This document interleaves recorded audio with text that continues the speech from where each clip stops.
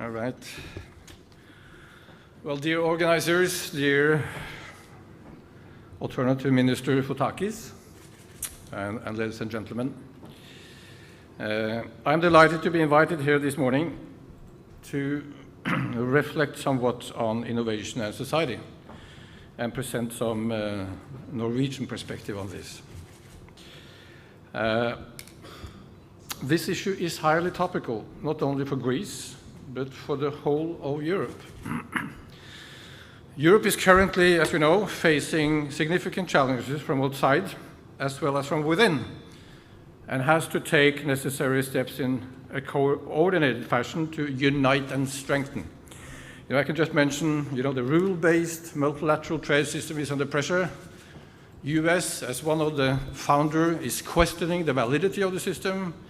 Protectionism is on its rise. We see politicians completely absorbed with illegal migration, and the rule of law is also under pressure somewhere in Europe. So, on this point, I think I will agree fully with the president of the Business Europe, Mr. Pierre Gattaz, who most recently addressed the SEV's annual General Assembly meeting and said, measures must be taken to make Europe the most attractive place in the world for investments, for the exchange of ideas, and for the development and exploration of cutting-edge technologies. And to be short and concise, we should all do our utmost to achieve a visionary Europe and an innovative Europe that would lay the foundation for future prosperity.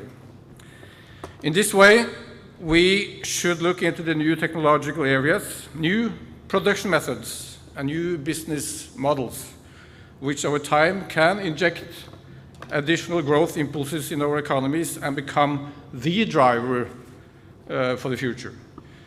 I believe that the task of creating a culture of business innovation is almost an existential undertaking. A professionalized culture of innovation can renew any economy. It can make it more robust and more competitive. It can transform the perception of a country from being behind the curve to become part of the cutting edge. It can diversify the mix of the economic setup and improve the cycle of value creation, thus making the economy far less vulnerable. And not at least, it can unite a whole nation and bridge political differences. But this does not come easy.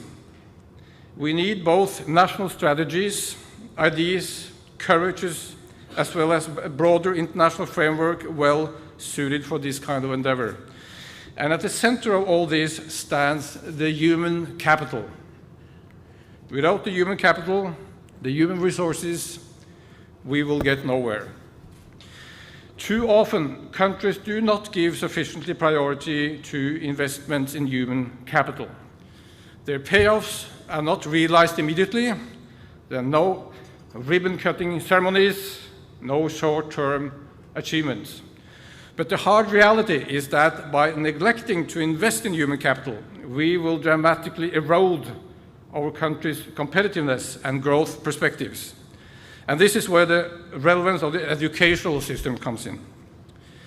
An educational system that can provide the necessary skills that the labor market and economy require is key. It is therefore important to reduce, not to say remove, the mismatch between the skills with which graduates leave technical and higher education and the expressed business or private sector needs. These gaps are pertaining not only to job-specific technical skills, but also high-level cognitive skills, socio-emotional skills, as well as basic soft skills such as reliability, resilience, adaptiveness, and the capacity for problem solving. A well-educated and skillful population is the most important contribution to any prosperous society because qualified workers can better compete in dynamic labor markets of technologically fast-changing economies and then take part in complex production processes. On this background, I am really happy to say that I was most encouraged last week to meet the talented Surmaya student team from the Agricultural and National Technological University of Athens. These were all young people with cognitive competence, innovative ideas, and the capability to transform ideas into realities.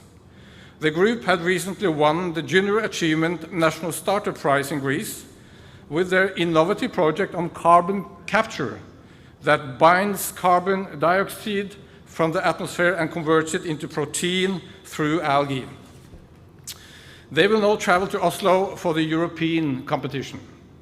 These students had their first introduction to entrepreneurship during the previous years while studying and have developed a lot of experience and conceptual understanding since then.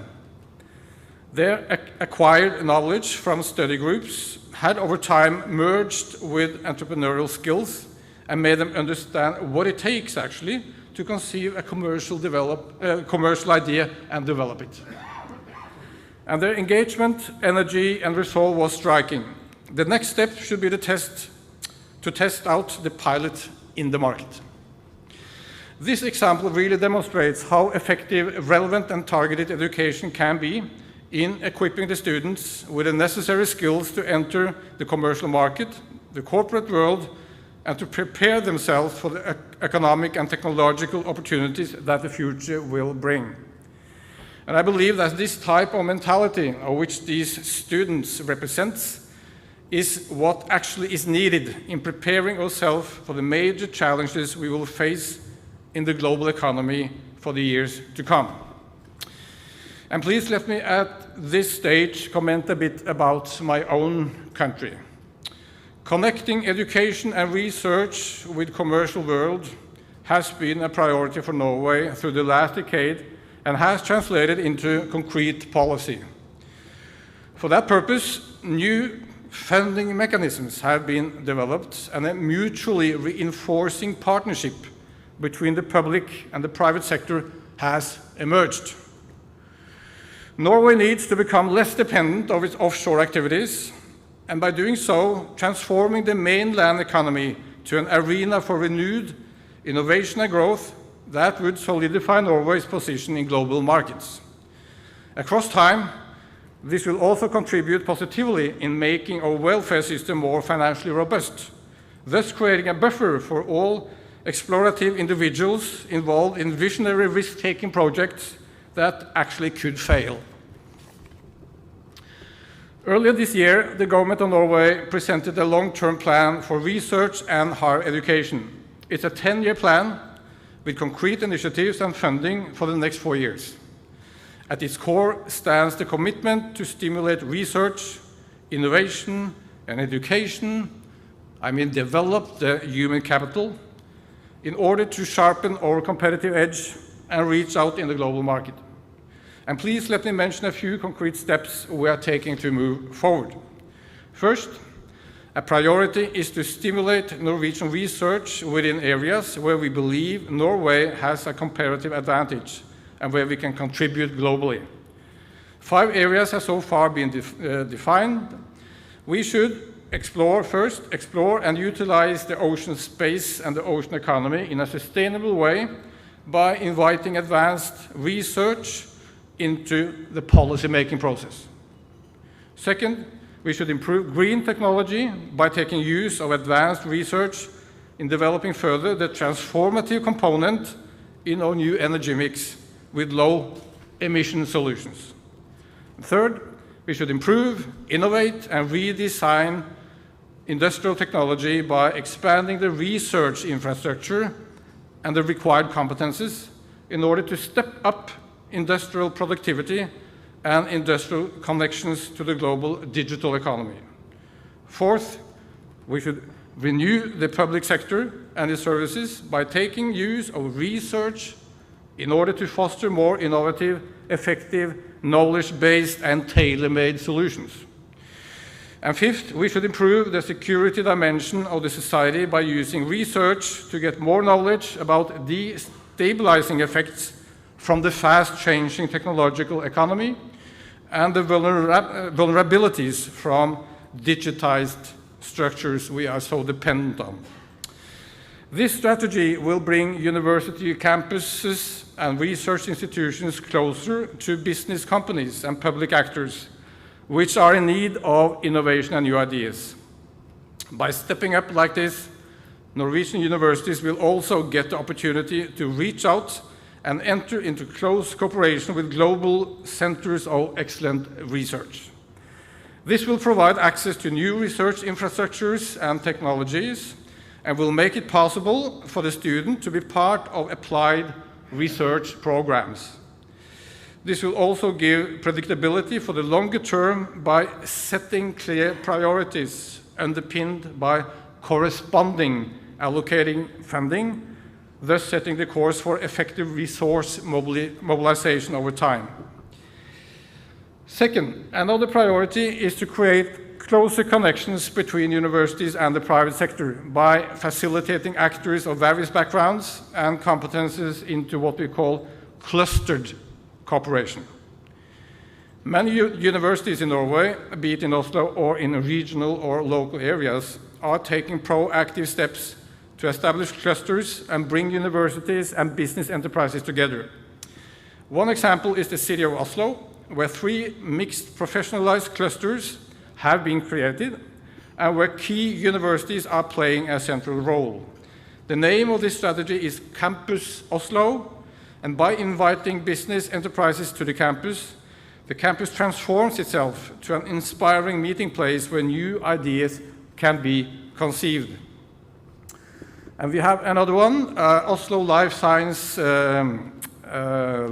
City, that is also a stimulating cross-sectorial research endeavor between social science, integrated health and environmental research, pharmaceutical companies, and traditional health science. And the local authority of the municipality of Oslo is a key beneficiary, but also a client. A third ambition is for the universities to employ high-level executives and experts from the private sector. And this would bridge these 2 systems and provide each single one of them with complementary knowledge and experiences.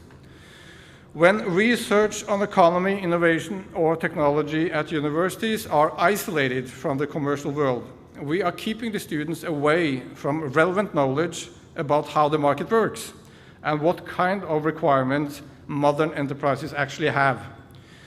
But by being out of this loop, it will take the students much longer time to develop innovative ideas that can meet requirements or needs out there, or develop relevant skills and knowledge the labor market requires.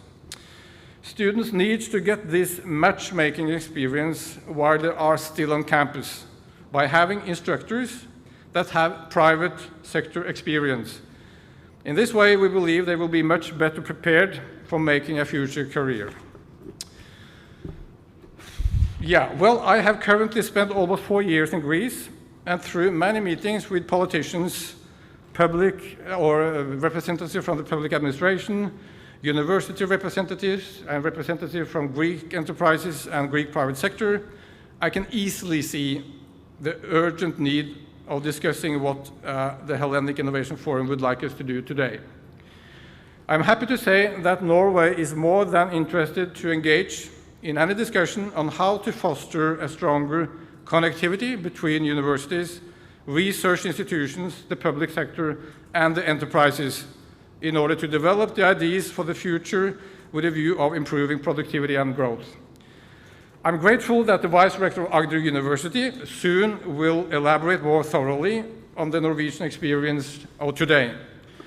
And before I close, let me also take the opportunity to mention that Norway is highly committed to innovation and growth in Greece. We have already launched a program called Business Innovation Greece, which is a part of our EEA grant for Greece and will, as the title indicates, deal with commercial innovation in this country. We have made an open call to all companies to apply for up to 1.5 million euros in grants per company, and for this is for strengthening the company's competitiveness and for them to take use of green technology in the future business activities. The grants are targeted at 3 specific areas, namely blue growth, green energy, and ICT. And if a company wishes to have a partnership with a Norwegian company or research institutions, we stand, of course, ready to facilitate. The call is open until 1st of October, and we hope to see many applications. We have a small stand outside this conference room, I'm told, with information about the grants, and the embassy is, of course, available to provide all kind of further information about how to apply. So, finally, in closing, I wish all companies participating here today the best of luck, and I really do hope it will be possible to find ways and means to take the best possible use of all your talented young people so that the human capital component in the growth and development endeavor of Greece can shine brightly in the years to come. And thank you for the attention.